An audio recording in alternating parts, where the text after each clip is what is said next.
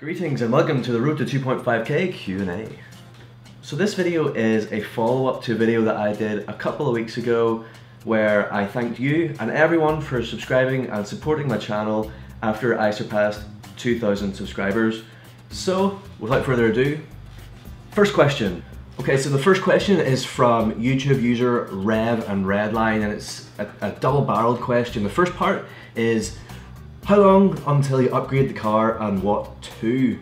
I'm always looking around, I'm always keeping my eye out for cars, and there are a few that I like, and I mentioned them in a video a while back, which was entitled just What Now? So current cars that I like are sort of what we might call a hyper hatch. So things like the Mercedes A45 AMG or the Audi RS3 or indeed the Ford Focus RS. So there's many hurdles in getting such a car, and there are positives and negatives to each of those. So it's hard to say when I will upgrade, but if I was to do it, say this year, it would likely be one of those three cars. But we just have to wait and see. We'll wait and see. At this moment in time, I don't have an immediate plan to change the car, but I'm keeping my eye out. We'll see.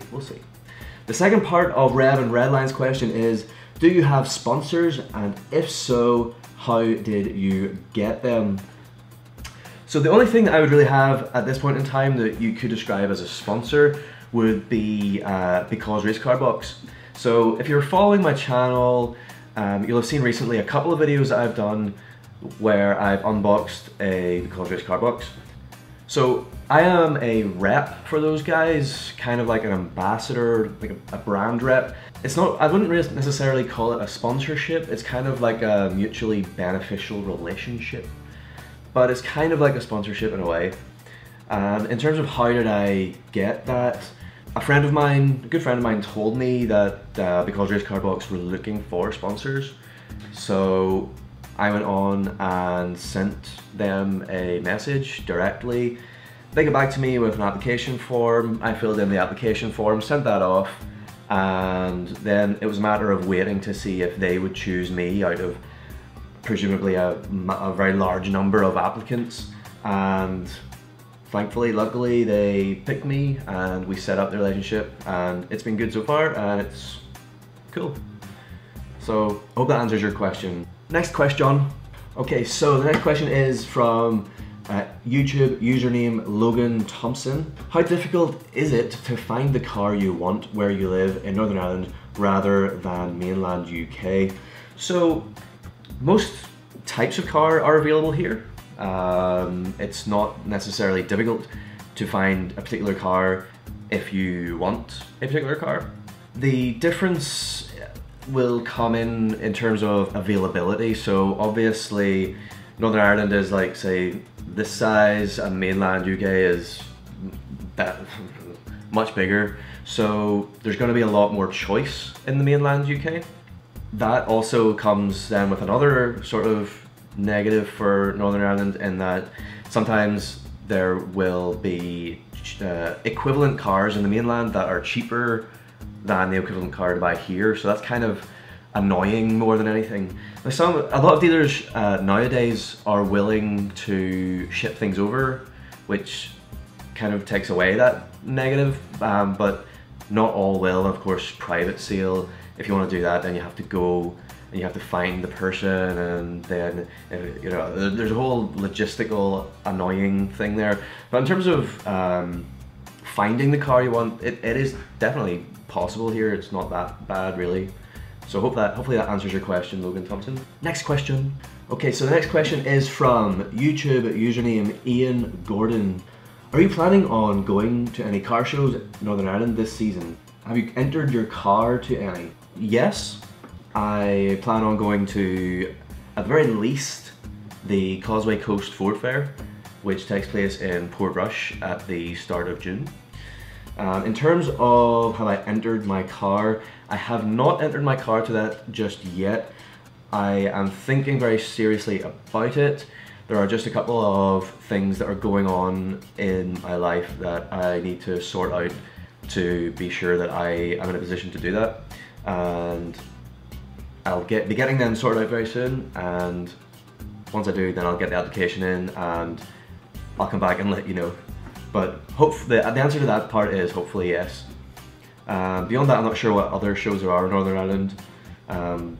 Whatever comes up, I'll see whenever I find out about it. Another question here from Ian Gordon. He says, if you are keeping the Fiesta, which I think you should, would you ever go bigger turbo, etc., stage 3 plus? So the simple answer to that is yes. If indeed I do keep the Fiesta, then the plan would be to just continue to gradually mod, gradually improve, which will eventually lead to stage 3. Before I actually would hit big turbo stage 3 kind of zone, I would probably want to do some other supporting mods, things that would allow me to put down all that extra power and control it a bit better. So yes is the answer to your question, and whether that happens or not, watch this space. Next question! YouTube user McCruck1 asks, would you consider a Restomod project of an old car, or do you have to have a new car? So a Restomod project would be super duper cool. I would totally love to do that, and it probably is something that I would do in the future. The problem with doing something like that is generally you would need a particular kind of facility or setup to enable you to do that, and that would be in the form of a decent sized garage where you can park the project car and just go and work on it and have all the tools and everything that you need to do everything that you need to it. And the simple reality is that at this moment in time I don't have such a facility, so it's not really feasible for me to do a Restomod project. So at this point in time I just have to stick to what I'm doing with the Fiesta, for example, which is taking a car that is drivable and just modding it, driving it, modding it, driving it, and just doing that kind of project. But definitely it's something that I would like to do in the future, and whenever I grow up and get some money together, I would like to get such a facility which would allow me to do that. And of course, if I do, this will be the place where you'll see everything that I'm doing. Next question. User Matt Steele asks, well, he gives a little bit of background information. He says that he has a Fiesta running MR230, so his question then is, now that I have the exhaust, am I considering upgrading to the 230? And he says that he went from 215 to 230 and absolutely loves the improvement.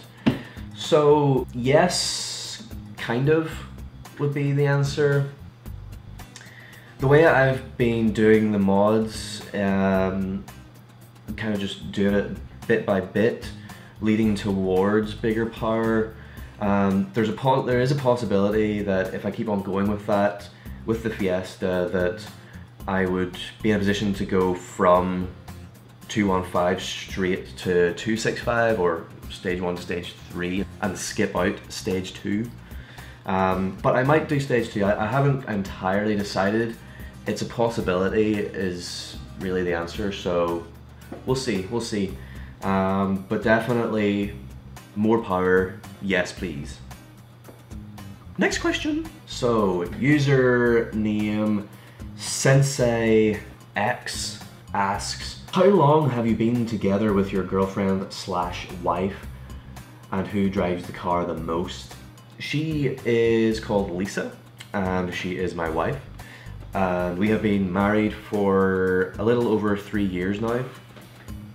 But we've been together for, I think, somewhere in the region of like 8 years, so quite a long time. And the second part of your question, Sensei, is who drives the car the most? That would be me. I would drive the car the most. I think that she enjoys having a chauffeur, and equally I enjoy driving the car, so it works out quite well. She does drive it, of course. She is absolutely fine driving it, and she does drive it plenty, but I would say I definitely drive it a little bit more than she would. Bow to your sensei. And I believe that is the last of the questions for the Q&A section of the video. So thank you everyone for asking your questions. I hope that I was able to answer them satisfactorily. And if you have any more questions, throw a comment down below and I will just type out the answer for you. I'm always happy to answer questions about anything. Doesn't have to be car related, just anything. So yeah, definitely throw a question down there if you've got a question. So on to the next part of this video, which is who has won a sticker. There was lots and lots of wrong answers. I realized after a while that this is probably a little bit of a needle in a haystack kind of competition, and there were not that many correct answers. Firstly, the answer to the question is 2003 Mark 1 or Mark 1 facelift Mark 1.5 Ford Focus in Moondust Silver. So the winners are, username Luke Hooper said silver Ford Focus, pretty much correct. There you go. Sticker for you, good sir. Then we have user Daryl Giddings. He said your first car was a Mark 1.5 Ford Focus. It was. So you get a sticker also, sir. Those are the only two correct answers. There was an answer that wasn't correct by any means, but it made me laugh. And it was from username H1JJY. And he said, I'm going to say Little Tykes Cozy Coupe in the normal red and yellow colors. I like that specificity. While it is incorrect, it did get a couple of likes and that made me laugh. So I'm gonna throw you a sticker, good sir, just for having the best comedy answer. So I do have a couple more stickers, but I'm gonna maybe just let them roll over into the next competition, the next giveaway, and I promise next time I will make it a bit easier, a bit more winnable for you. But for those three guys, stickers are gonna be on their way. I'll get in contact with you to get your details, get them in the post to you. Thank you so much for everyone who made a guess. I really appreciate that. You're all good sports, good playing along. Thank you so much for that. So that is the end of this video. Once again, thank you for watching this video. Thank you for supporting my channel. Thank everyone. It's been super cool. Thank you so much. I hope you enjoyed this video. I hope you found it enlightening. And I'll see you very soon for the next one. Cheers.